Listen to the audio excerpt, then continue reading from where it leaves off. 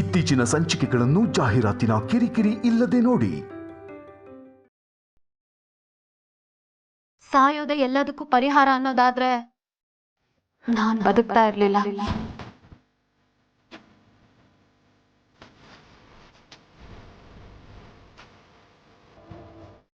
ನೀವೇ ಹೇಳಿ ಆರಾಧನಾ ಅವ್ರೆ, ಸಾವೇ ನಮ್ಮ ಮುಂದೆ ಇರೋ ಎಲ್ಲಾ ಸಮಸ್ಯೆಗೂ ಪರಿಹಾರ ಅನ್ನೋದಾದ್ರೆ ಮೊದಲು ನಾನ್ ಸಾಯ್ತೀನಿ.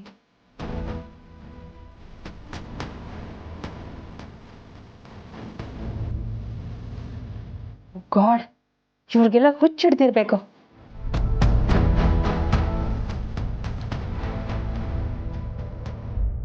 ಆರಾಧನಾ, ಸಾವೇ ಎಲ್ಲದಕ್ಕೂ ಪರಿಹಾರ ಅಲ್ಲಮ್ಮ. ನೀನ್ ಧೈರ್ಯ ತಂದ್ಕೋಬೇಕು. ನಾನಿನ್ನ ಎಷ್ಟು ಗಟ್ಟಿಗಿತ್ತಿ ಅನ್ಕೊಂಡಿದ್ದೆ, ಯಾಕೆ ಹಿಂಗ್ ಮಾಡಕ್ ಹೊರಟೆ?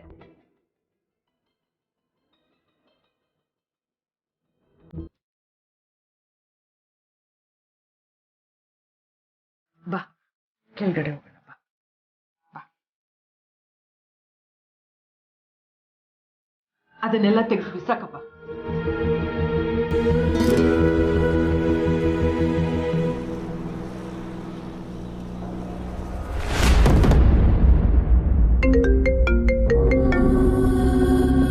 ಯಾ ಹೇಳು Mansi. Hello, where are you Harsha? ಯಾಕೆ, ಏನ್ ವಿಷಯ ಅಂತ ಹೇಳು. ನಿಮ್ಮ ಮನೆ ಕತೆನ ಏನು ಅಂತ ಹೇಳಿ. ಪ್ರತಿದಿನ ಏನಾದ್ರು ಒಂದು ಆಗ್ತಾನೆ ಇರುತ್ತೆ. ಮಾನ್ಸಿ, ಇಂಪಾರ್ಟೆಂಟ್ ವಿಷಯ ಇದ್ರೆ ಹೇಳು. ಈಗ ಇದನ್ನೆಲ್ಲ ಕೇಳೋದಕ್ಕೆ ನನ್ನ ಹತ್ರ ಟೈಮ್ ಇಲ್ಲ. ಅದಕ್ಕೆ ಕಾಲ್ ಮಾಡಿರತ್ತಾನೆ. I talk to you later. Bye. Hello hello. God,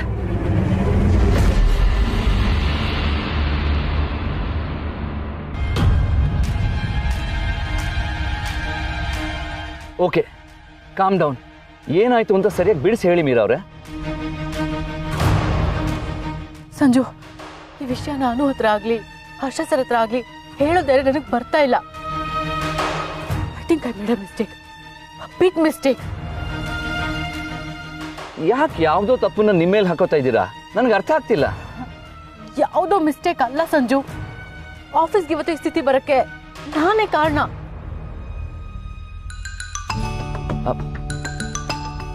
ಒಂದು ನಿಮಿಷ ಮೀರಾ ಅವ್ರೆ. ಹೇಳಿ ಅನು. ಹಲೋ ಸಂಜು ಅವರೇ, ನೀವೀಗ ಎಲ್ಲಿದ್ದೀರಾ? ಏನೇ ಕೆಲಸ ಇದ್ರು ಬಿಟ್ಟು ಮನೆಗೆ ಬನ್ನಿ. ಯಾಕೆ, ಏನಾಯ್ತು? ನೋಡಿ, ಈಗ ನೀವೇನು ಕೇಳಬೇಡಿ, ಎಮರ್ಜೆನ್ಸಿ, ಬೇಗ ಮನೆಗೆ ಬನ್ನಿ. ಯಾರಿಗೇನಾಯ್ತು ಅನ್ನೋರೆ? ನೀವೀಗ ಬನ್ನಿ, ನಾನು ಬಂದ್ಮೇಲೆ ಹೇಳ್ತೀನಿ. ಹಲೋ ಹಲೋ ಅನು, ಮನೇಲೆಲ್ಲ ಓಕೆ ಅಲ್ವಾ?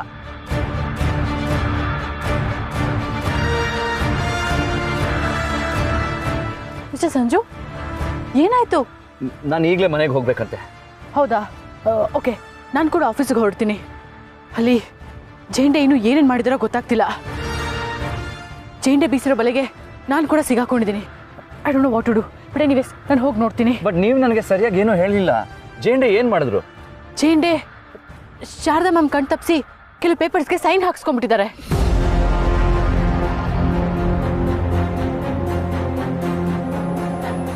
ನಿಜವಾಗ್ಲೂನಾ? ಯಾ, ಆ ಪೇಪರ್ಸ್ ಅಲ್ಲಿ ಏನಿತ್ತು ಅಂತ ನನಗೂ ಗೊತ್ತಿಲ್ಲ ಸಂಜು ಅವರೇ. ಬಟ್ ಅವರು ನನ್ನ ಹತ್ರ ಹೇಳ್ದಾಗಂತೂ ನಡ್ಕೋತಾ ಇಲ್ಲ. ಮೋಸ ಮಾಡ್ತಿದ್ದಾರೆ ಅನ್ನೋದಂತೂ ಇವಾಗ ಗೊತ್ತಾಗ್ತಾ ಇದೆ. So I miss go right now.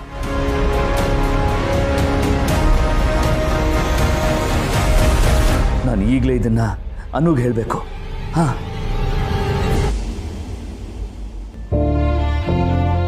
ಬೇರೆ ಯಾರಾದರೂ ಹೀಗೆ ಮಾಡಕ್ಕೆ ಹೊರಟ್ರೆ ಅವ್ರನ್ನ ಕೂರಿಸಿ ಬುದ್ಧಿ ಹೇಳ್ಬೋದು.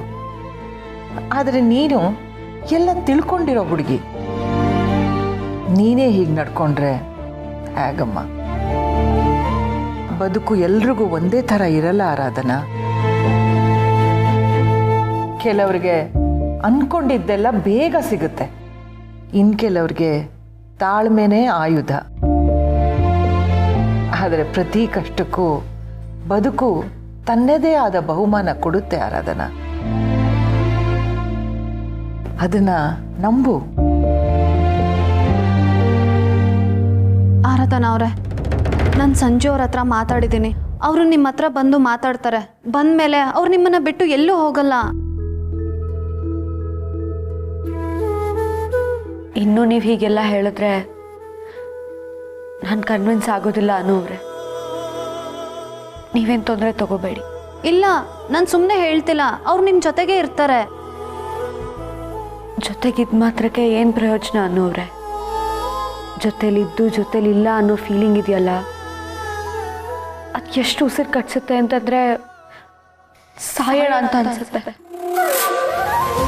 ಆರಾಧನಾ, ಪ್ಲೀಸ್ ಆರಾಧನಾ ಅವರೇ, ನೀವು ಹೀಗೆಲ್ಲ ಮಾತಾಡಬೇಡಿ, ನನ್ನ ಮೇಲೆ ಆಣೆ.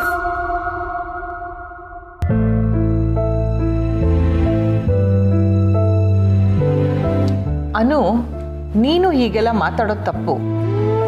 ನಿನ್ನ ಹೊಟ್ಟೆಲು ಒಂದು ಮಗು ಬೆಳೀತಾ ಇದೆ. ನೀನು ಜಾಸ್ತಿ ಟೆನ್ಷನ್ ತಗೋಬೇಡ. ಅನ್ನೋವ್ರೆ, ನಿಮಗೆ ನನ್ನ ಮೇಲೆ ಕಾಳಜಿ ಇದೆ, ಒಪ್ಕೋತೀನಿ. ಆದರೆ ದಯವಿಟ್ಟು ನೀವು ಸ್ಟ್ರೆಸ್ ತಗೋಬೇಡಿ. ಹಾಗಿದ್ರೆ ಇನ್ಮೇಲೆ ಸಾಯೋದ್ರ ಬಗ್ಗೆ ಯೋಚನೆ ಮಾಡಲ್ಲ ಅಂತ ನನಗೆ ಮಾತು ಕೊಡಿ.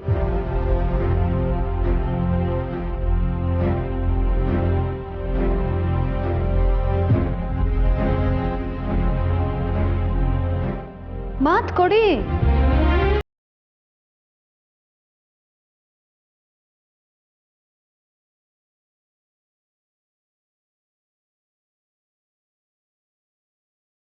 ಒಳ್ಳೇದಾಗತ್ತೆ. ಧೈರ್ಯವಾಗಿರು ಆರಾಧನಾ.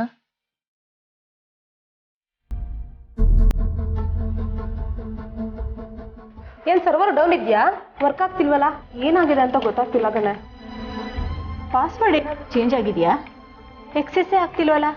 ಯಾವ ಪ್ರೀವಿಯಸ್ ಡಾಟಾಗಳಿಗೂ ಆಕ್ಸೆಸ್ ಸಿಗ್ತಿಲ್ಲ ಮೇಡಮ್. ಏನಾಗಿದೆ ಅಂತ ಗೊತ್ತಾಗ್ತಿಲ್ಲ. ನನಗೂ ಗೊತ್ತಾಗ್ತಿಲ್ಲ.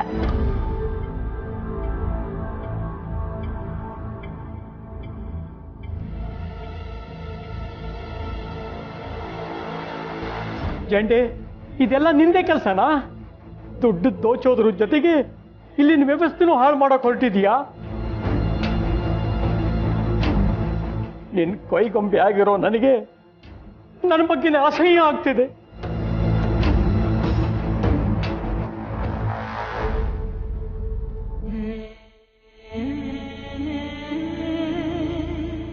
ಇಷ್ಟೆಲ್ಲ ನನ್ನ ಕಣ್ಣು ಮುಂದೆ ನಡೀತಿದ್ರು ನಾನು ಅದನ್ನ ನೋಡಿಕೊಂಡು ಇಲ್ಲಿರೋದಕ್ಕೆ ಯಾವುದೇ ಅರ್ಥ ಇಲ್ಲ.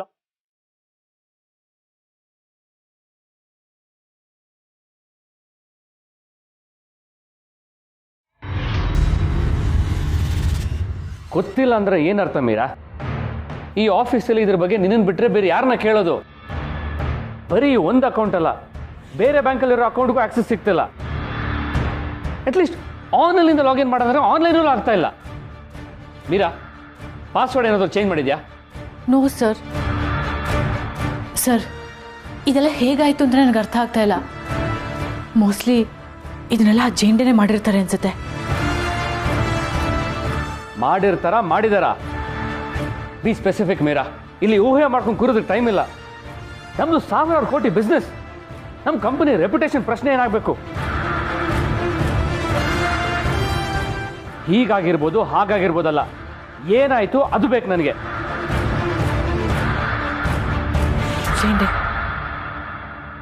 ಜೇಂಡೆ ಮತ್ತೆ ಈ ಆಫೀಸಿಗೆ ಬರೋಕ್ಕೆ ಶುರು ಮಾಡಿದಾಗಿಂದನೇ ಹೀಗೆಲ್ಲ ಆಗ್ತಿರೋದು ಸರ್. ಸರ್, ಇದ್ರ ಬಗ್ಗೆ ಈ ಟೈಮಲ್ಲಿ ಜಾಸ್ತಿ ಏನು ಎಕ್ಸ್ಪ್ಲೇನ್ ಮಾಡೋಕ್ಕೆ ನನಗೆ ಸ್ಟ್ರೆಂತ್ ಇಲ್ಲ sir. I am so sorry. Jende ಮತ್ತೆ ಆಫೀಸಿಗೆ ಬಂದರೆ ನನಗೆ ಹೆಲ್ಪ್ ಆಗುತ್ತೆ ಅಂತ ಹೇಳಿ ನೀನೇ ತಾನೇ? ಇದಾ help? Sir, please give me some time at least. ಇದನ್ನೆಲ್ಲ ಹೇಗೆ ಸರಿ ಮಾಡಬೇಕು ಅಂತ ನನಗೆ ಚೆನ್ನಾಗಿ ಗೊತ್ತು ಸರ್. I set it right, I promise. You have to. Thank you sir.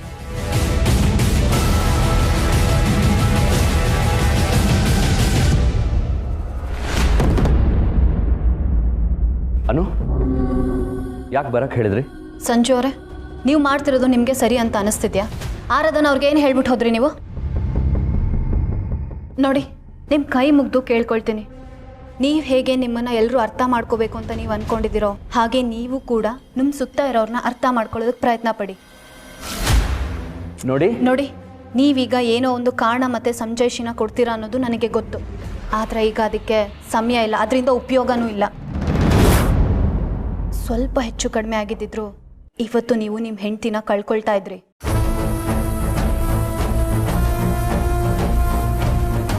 I am really sorry to say this. ನಾವು ನಂಬಿರೋ ಸತ್ಯ ಇನ್ನೊಬ್ಬರು ಪ್ರಾಣ ತೆಗೆಯುತ್ತೆ ಅನ್ನೋದಾದರೆ ಆ ಸತ್ಯಕ್ಕೆ ಏನು ಫಲ ಸಿಗುತ್ತೆ ಮಿಸ್ಟರ್ ಸಂಜು? ನಾನು ಸಂಜು ಅಲ್ಲ. ನಾನು ನಿಮ್ಮನ್ನು ಹೀಗೆ ಕರೆಯೋದು ನಿಮ್ಗೆ ಇಷ್ಟ ಆಗದೆ ಇರ್ಬೋದು. ನಿಮ್ಮ ಪ್ರಕಾರ ನೀವು ಯಾರು ಅನ್ನೋದು ನನಗೆ ಕೇರಿಲ್ಲ ರೀ. ನೀವು ಆರಾಧನಾ ಅವ್ರಿಗೆ ಏನಾಗಬೇಕು ಅನ್ನೋದಷ್ಟೇ ನನಗೆ ಮುಖ್ಯ. ನೀವು ಅವ್ರಿಗೆ ತಾಳಿ ಕಟ್ಟಿರೋ ಗಂಡ, ನೀವು ಅವ್ರ ಜೊತೆ ಇರಬೇಕಾಗಿರೋರು. ನಿಮ್ಮ ಏಕಾಂತ ಅವ್ರಿಗೆ ನರ್ಕ. ದಯವಿಟ್ಟು ಅವ್ರ ಜೊತೆಗಿರಿ. ಅದನ್ನು ಅರ್ಥ ಮಾಡ್ಕೊಳ್ಳಿ. ನೋಡಿ ನಿಮ್ಮ ಸ್ಥಿತಿ ನನಗೆ ಗೊತ್ತು, ನಮ್ಮೆಲ್ರಿಗೂ ಗೊತ್ತು. ನಿಮ್ಮನ್ನು ನಾವು ಚೆನ್ನಾಗಿ ಅರ್ಥ ಮಾಡ್ಕೊಂಡಿದ್ದೀವಿ. ಈಗ ನಿಮ್ಮನ್ನು ಅರ್ಥ ಮಾಡ್ಕೊಂಡಿರೋರನ್ನ ನೀವು ಅರ್ಥ ಮಾಡ್ಕೊಳ್ಳೋ ಸಮಯ. ದಯವಿಟ್ಟು ಆರಾಧನಾ ಅವ್ರ ಜೊತೆಗಿರಿ. ಅವ್ರನ್ನ ಒಂದು ಕ್ಷಣನೂ ನೀವು ಬಿಟ್ಟು ಎಲ್ಲೂ ಹೋಗೋ ಹಾಗಿಲ್ಲ ಅಷ್ಟೇ.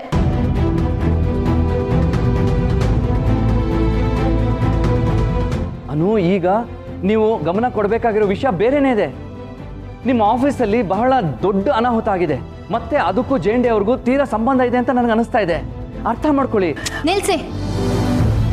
ನೋಡಿ, ಜೇಂಡೆ ಮತ್ತು ವರ್ಧನ್ ಗ್ರೂಪ್ಸ್ನ ನೋಡ್ಕೊಳ್ಳೋದಕ್ಕೆ ನಾವೆಲ್ಲರೂ ಇದ್ದೀವಿ. ಆಫೀಸಲ್ಲಿ 1000 ಜನ ಕೆಲಸ ಮಾಡ್ತಿದ್ದಾರೆ. ನೀವು ನಿಮ್ಮ ಹೆಂಡ್ತಿನ ನೋಡ್ಕೊಳ್ಳಿ. ಈ ಮನೇಲಿ ಮತ್ತೊಂದು ಪ್ರಾಣ ಹೋಗೋದನ್ನು ನನ್ನ ಕೈಯಿಂದ ನೋಡ್ಕೊಂಡಿರೋದಕ್ಕಾಗಲ್ಲ. ನೋಡಿ, ನನ್ನ ಮಾತಿಗೆ ಗೌರವ ಕೊಡೋದೇ ಆದರೆ ಇನ್ನು ಮುಂದೆ ನೀವು ಆರಾಧನಾ ಅವ್ರನ್ನ 1 ನಿಮಿಷನೂ ಬಿಟ್ಟು ಎಲ್ಲೂ ಹೋಗೋ ಹಾಗಿಲ್ಲ. ಇದು ನನ್ನ ಆರ್ಡರ್ ಅಂತಲೇ ಅಂದ್ಕೊಳ್ಳಿ. ಓಕೆ?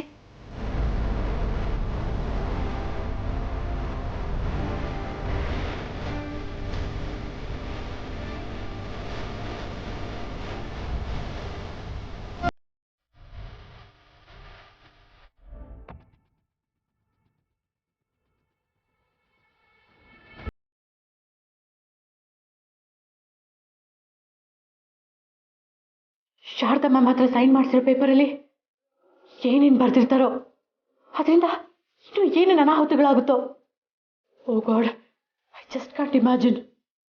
ನೋ, ಆ ಚೇಂಡೆಗಿಂತ ಒಂದು ಹೆಜ್ಜೆ ಮುಂದೆ ಹೋಗಿ ನಾನು ಯೋಚನೆ ಮಾಡಬೇಕಿತ್ತು. ನಾನು ಹುಷಾರಾಗಿರ್ಬೇಕಾಗಿತ್ತು. ಈಗ ನಾನೇ ಇದನ್ನ ಸರಿ ಮಾಡಬೇಕು.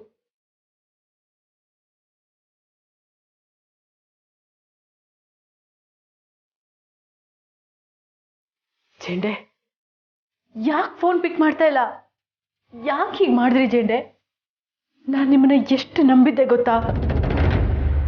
ನಿಮ್ಮನ್ನ ನಂಬಿದವ್ರಿಗೆಲ್ಲ ನೀವು ಮೋಸ ಮಾಡಿರ್ಬೋದು, ಆದರೆ ನೀವೀಗ ನನಗೆ ಮಾಡಿರೋ ಮೋಸಕ್ಕೆ ನಾನು ಸುಮ್ಮನೆ ಕೋರೋಳಲ್ಲ ಜೇಂಡೆ. ನೀವು ನನ್ನನ್ನು ಹೆದರಿಸಿ, ಯಾಮಾರಿಸಿ, ಎಮೋಷ್ನಲಿ ವೀಕ್ ಮಾಡಿದ್ದೀರಾ. ಆರ್ಯ ಸರ್ ಬದುಕಿದ್ದಾರೆ ಅಂತ ಹೇಳಿ ನನ್ನಿಂದ ನಿಮಗೆ ಬೇಕಾಗಿರೋ ಎಲ್ಲ ಕೆಲಸಗಳನ್ನೂ ಮಾಡಿಸ್ಕೊಂಡಿದ್ದೀರಾ. ಆರ್ಯ ಸರ್ ಬದುಕಿರೋ ವಿಷಯ ಗೊತ್ತಿದ್ದು ಮುಚ್ಚಿಟ್ಟಿದ್ದಕ್ಕೆ, ಆ ವಿಷಯನ ಮುಂದಿಟ್ಕೊಂಡು ನನ್ನನ್ನು ಎಮೋಷ್ನಲಿ ಆಟ ಆಡಿಸಿದ್ದಕ್ಕೆ ನಿಮಗೆ ತಕ್ಕ ಶಿಕ್ಷೆ ಆಗಲೇಬೇಕು. ನಾನು ನಿಮ್ಮನ್ನು ಸುಮ್ಮನೆ ಬಿಡಲ್ಲ ಜೇಂಡೆ, ಖಂಡಿತ ಸುಮ್ಮನೆ ಬಿಡಲ್ಲ. You are gonna pay for it.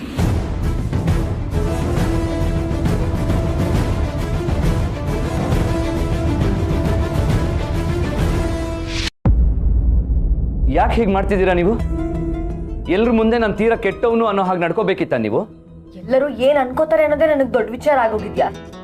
ನನಗೇನಾದ್ರೂ ನಿನಗೆ ತೊಂದರೆ ಇಲ್ವಾ? ನಾನು ಏನೇ ತೀರ್ಮಾನ ತಗೊಂಡ್ರು, ನನಗೋಸ್ಕರ ಏನೇ ಮಾಡ್ಕೊಂಡ್ರು ಅದು ಇನ್ನೊಬ್ರಿಗೆ ಅಫೆಕ್ಟ್ ಆಗುತ್ತೆ ಅನ್ನೋದಾದ್ರೆ ನಾನು ನೆಮ್ಮದಿಯಾಗಿ ಹೇಗೆ ಬದುಕೋಕೆ ಸಾಧ್ಯ ಹೇಳಿ? ಅದನ್ನ ನಾನ್ ಹೇಳ್ಬೇಕು ವಿಶು. ನಿನ್ ಹತ್ರ ಮಾತಾಡುವಾಗೆಲ್ಲ ಯಾರೋ 3ನೇವ್ರ ಹತ್ರ ಮಾತಾಡೋ ಹಾಗೆ ಯೋಚಿಸಿ ಮಾತಾಡ್ಬೇಕಾಗಿದೆ. ನಮ್ಮಿಬ್ಬರ ಮಧ್ಯೆ ಮುಂಚೆ ಇದ್ದಂತ ಕ್ಲೋಸ್ನೆಸ್ ಇಲ್ಲ. ನಿನ್ ಹತ್ರ ಹೇಗ್ ನಡ್ಕೋಬೇಕು ಅನ್ನೋದೇ ಗೊತ್ತಾಗ್ತಿಲ್ಲ ನನಗೆ. ನಗ್ತಿದ್ಯಾ ವಿಶು? ಇದನ್ನ ನಾನು ಹೇಳಬೇಕು ಆರಾಧನಾ ಅವರೇ? ನಿಮ್ಮ ಜೊತೆ ಹೇಗೆ ನಡ್ಕೋಬೇಕು ಅಂತ ನನಗೆ ಗೊತ್ತಾಗ್ತಿಲ್ಲ. ಅದು ಗೊತ್ತಾಗೋದು ಇಲ್ಲ. ಯಾಕೆ ಹೇಳಿ? ಯಾಕೆಂದ್ರೆ ನೀವು ಅನ್ಕೊಂಡಿರೋ ವ್ಯಕ್ತಿ ನಾನು ಅಲ್ಲ. ಹೀಗೆ ಫೋರ್ಸ್ ಮಾಡಿ ನನ್ನನ್ನು ಕ್ಲೋಸ್ ಆಗಿರೋ ಅಂದ್ರೆ ನನ್ನಿಂದ ಆಗಲ್ಲ. ಅರ್ಥ ಮಾಡ್ಕೊಳ್ಳಿ, ಕೆಲವೊಂದು ವಿಷಯನ ನಾವು ಫೋರ್ಸ್ ಮಾಡಕ್ ಆಗಲ್ಲ.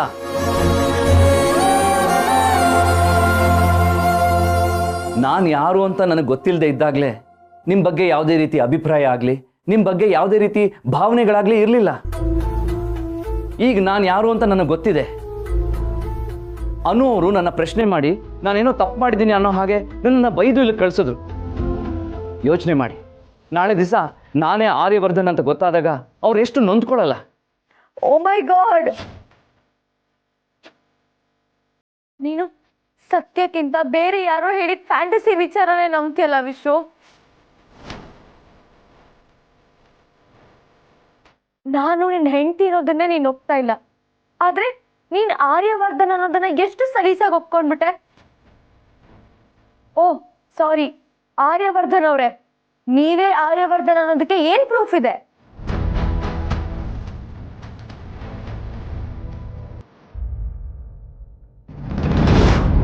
ನನ್ನ ನೋಡು, ನೀನೇ ಆರ್ಯ ಅನ್ನೋದನ್ನ ಅಷ್ಟು ನಂಬಿದ್ಯಾ ವಿಶು? ಹೌದು, ಅದು ಬರೀ ನಂಬಿಕೆ ಅಲ್ಲ, ಅದು ಸತ್ಯ. ಆದರೆ ನನ್ನ ದುರಾದೃಷ್ಟ, ಅದನ್ನು ಪ್ರೂವ್ ಮಾಡೋಕ್ಕೆ ನನ್ನ ಹತ್ರ ಬೇರೆ ಏನೂ ಇಲ್ಲ.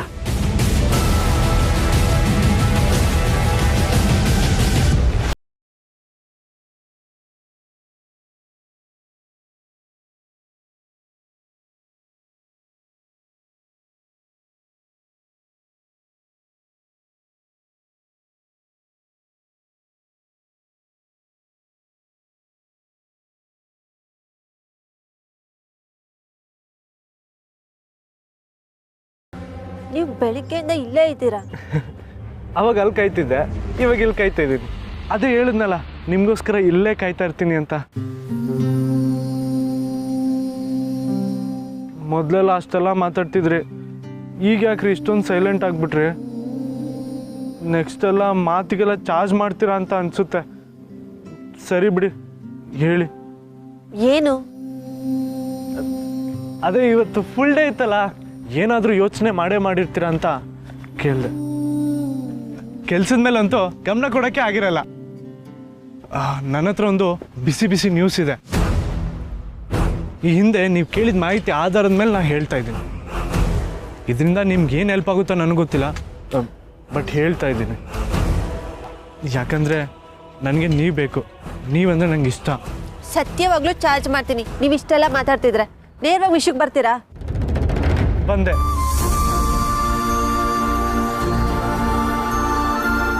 ರಿಜಿಸ್ಟರ್ ಆಗಿರೋ ಕಂಪ್ನಿ ಹೆಸರನ್ನ ಬದಲಾಯಿಸೋದು ಹೇಗೆ ಅಂತ ಜೈಂಡಿ ಅವರು ನಮ್ಮ ಅಪ್ಪನ ಕೇಳ್ತಿದ್ರು.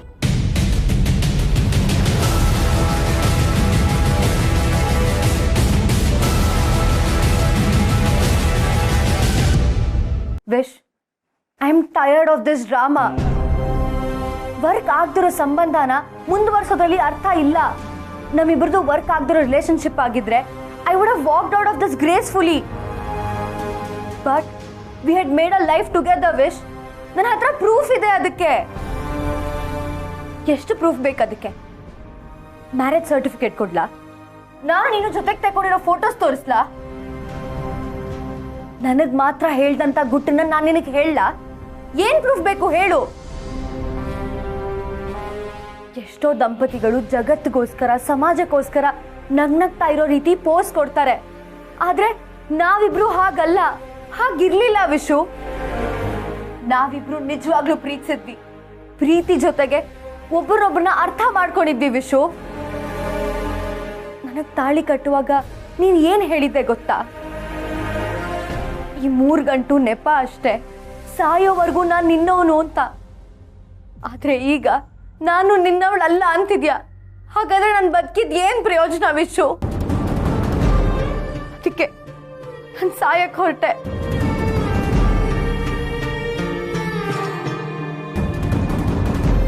ನಾನು US ಇಂದ ಬರುವಾಗ ವಿಶುನ ವಾಪಸ್ ಕರ್ಕೊಂಡು ಬರ್ತೀನಿ, ಅವನಿಗೆ ಸರ್ಪ್ರೈಸ್ ಕೊಡೋಣ ಅಂತ ಹೇಳಿ ಬಂದೆ.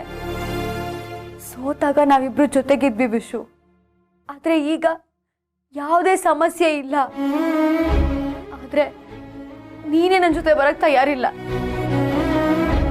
ನಾನು ಯಾಕಷ್ಟು ಕಷ್ಟ ಪಡ್ಬೇಕಾಗಿತ್ತು? ನಾನು ಯಾಕೆ ಇಲ್ಲಿಗೆ ಬರ್ಬೇಕಾಗಿತ್ತು?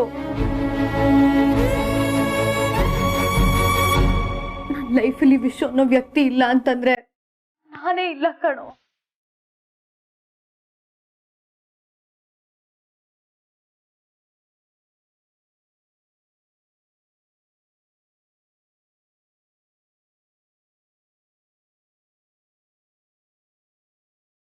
ಅವ್ರಿಗೆ ಇಂಗ್ಲೀಷ್ ಓದೋಕ್ಕೆ ಬರಲ್ಲ, ಅದಕ್ಕೆ ನಮ್ಮ ಅಪ್ಪನ ಸಹಾಯ ಕೇಳೋದು.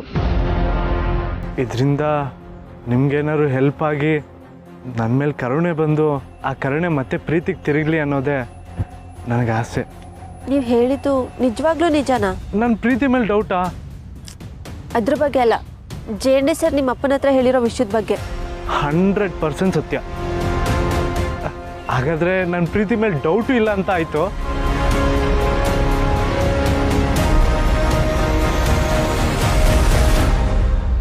ಈ ವಿಷಯನ ಅನುಗ್ ತಿಳಿಸ್ಬೇಕು. ಅನುಗ್ ಇದನ್ನ ಹೇಳಬೇಕು. ಆಯ್ನು, ಆದರೆ ಅವಳ ಕಣ್ಣಲ್ಲಿ ನಾನು ಬಹಳ ಬಹಳ ಚಿಕ್ಕವಳಾಗೋಗ್ತೀನಿ.